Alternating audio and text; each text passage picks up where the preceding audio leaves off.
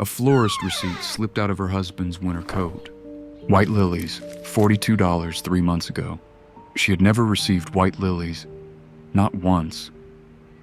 She folded the receipt and put it in a drawer. She didn't ask. A few days later, she opened the drawer again, looked at the receipt, then closed it.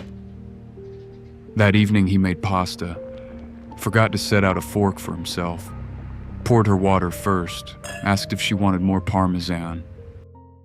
Later, she watched him from the kitchen doorway, cutting onions, humming softly. She tried to remember his 20s, a dorm room, a broken heater, a professor he hated, someone playing drums through a thin wall, and then nothing. A week passed. The receipt stayed where it was. 2 weeks later, they visited her father's grave.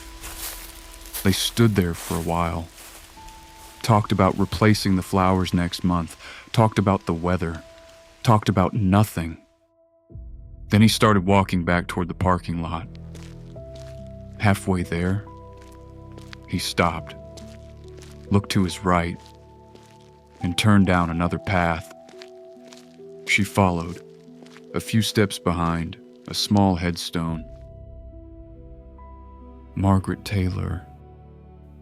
A simple vase.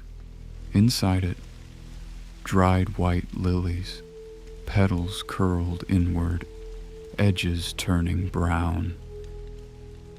He crouched down, picked up a few fallen leaves, straightened the vase, rested his hand on the stone, just for a moment, then stood up and saw her. Neither of them spoke. After a while, he said, "She lived next to my dorm. She used to leave food outside my door. I never told her I was hungry. I guess she knew anyway." That was all. He started walking back toward the car. She stayed there a little longer, looking at the lilies, at the dried petals, at the name, Margaret Taylor. That night she opened the drawer. The receipt was still there. $42, white lilies, no card, no message, no name. She sat with it for a long time. After 12 years, she knew he drank his coffee black. She knew he hated onions. She knew the sound of his keys in the door.